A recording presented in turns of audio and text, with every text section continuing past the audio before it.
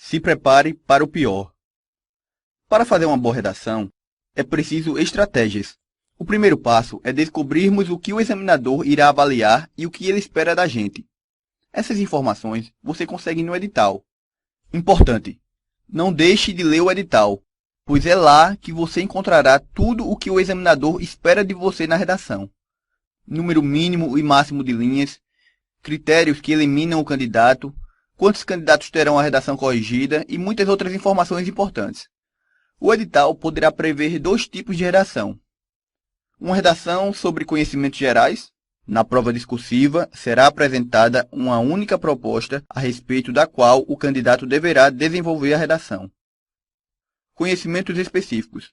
A prova discursiva versará sobre o tema relacionado com as disciplinas de conhecimentos específicos constantes do conteúdo programático para o respectivo cargo. Neste caso, você tem que ficar atento aos conhecimentos específicos do seu edital e esperar uma questão aberta em forma de redação. Como assim? Não espere que na prova venha algo como fale sobre a violência no país, sobre a saúde, educação, Olimpíadas. Espere algo do tipo como aconteceu neste concurso. Analista judiciário, execução de mandados, TRT 14ª Região. Foi aplicado em 2011 pela FCC. Discorra sobre o embargo de terceiro no processo trabalhista, mencionando conceito, hipótese de cabimento, legitimidade para interposição, procedimento. Ou como essa outra questão para analista judiciário ou área judiciária. Olha como foi pedido o tema da redação. Também o mesmo concurso, TRT 14ª Região, aplicado em 2011. Discorra sobre o agravo de instrumento no processo trabalhista, mencionando hipóteses de cabimento, procedimento, formação do instrumento, competência para julgamento. Meu amigo, ou você sabe ou não sabe, não tem como enrolar. Mas isso tudo está dentro dos conhecimentos específicos do edital que você estava estudando. Então, nesse caso, não adianta apenas saber o que é. Você deve ter os conceitos decorados, os artigos que prevêem sua aplicação. Isso é o diferencial de uma redação boa e uma redação excelente. Quando o edital não especifica que irá cobrar algum tema dos conhecimentos específicos na redação, é porque a redação poderá ser sobre qualquer tema de abrangência geral. Nesses casos, você pode esperar temas mais fáceis, como algum tema sobre atualidade ou algum problema social. Mas não se engane, se você falar apenas superficialmente sobre o tema, sua nota dificilmente será 100. Em editais deste tipo, as redações que poderão aparecer são nesse estilo: um texto base e depois determinação de um tema. Quer um exemplo? A Declaração de Chapultepec é uma carta de princípios e coloca uma imprensa livre como uma condição fundamental para que as sociedades resolvam os seus conflitos, promovam o bem-estar e protejam a sua liberdade. Não deve existir nenhuma lei ou ato de poder que restrinja a liberdade de expressão ou de imprensa, seja qual for o meio de comunicação. O documento foi adotado pela Conferência Hemisférica sobre a Liberdade de Expressão, realizada em Chapultepec, na Cidade do México, em 11 de março de 1994.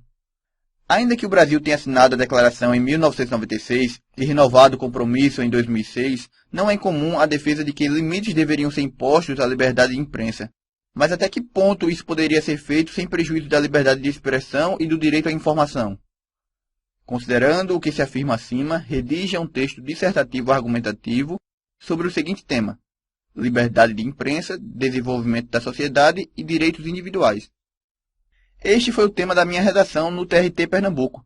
Foi nessa redação que eu tirei nota 100. Vocês verão na próxima aula o que eu escrevi. Se você sabe que o assunto da redação será específico, faça várias redações com todos os principais temas específicos que tem no seu edital. Ah, mas é muita coisa. Separe então 10 temas, principalmente aqueles que você não domina, e faça um resumão em formato de tópicos sobre cada tema. Faça uma leitura desses 10 temas a cada 2 dias, para que você possa assimilá-los. Grave em áudio e fique escutando em suas horas vagas, no trânsito, na academia, na fila do banco.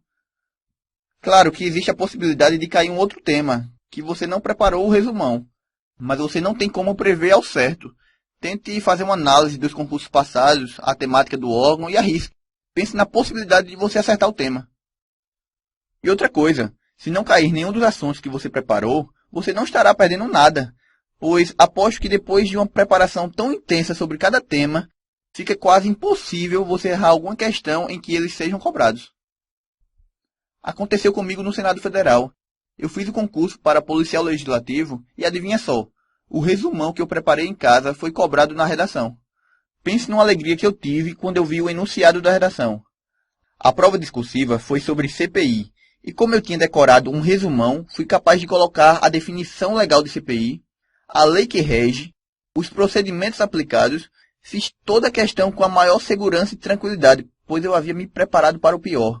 Mas infelizmente minha redação não foi corrigida, pois eu não fiz a nota de corte em português. Mas aí é outra história. Garanto que se ela tivesse sido corrigida, eu teria conseguido nota máxima ou perto disso. O que eu quero te mostrar com esse exemplo é que a gente pode se antecipar ao examinador e tentar adivinhar o tema da redação. A gente treina em casa vários temas, gerais ou específicos, e quando chegar na hora da prova, a gente se sairá incrivelmente bem, pois teríamos o trabalho de apenas transcrever tudo para o papel. Outra coisa importante, faça a redação, mesmo se achar que não foi bem na prova objetiva. Tenho um amigo que, por achar que tinha se dado mal na prova objetiva, quase foi embora do concurso sem fazer a redação. Ele pensou em entregar a prova, pois na cabeça dele ele não teria condições de ser aprovado. Por pouco ele não fez essa burrice. Acabou fazendo depressa a redação, sem nem fazer rascunho, fez direto no espelho. Foi mais para não deixar em branco. Não teve sequer a preocupação de caprichar na redação. Resultado: na prova objetiva ele teve a maior nota do concurso. Ficaria em primeiro lugar geral. Mas na redação tirou 85. Caiu para o 8º lugar. Como ele tinha se dado muito bem na objetiva, mesmo tirando 85 na redação, ele conseguiu ficar próximo das vagas. No final das contas ele foi nomeado e hoje é oficial de justiça avaliador federal. O jogo só termina quando o juiz apita. Então, enquanto a bola estiver rolando, dê o sangue.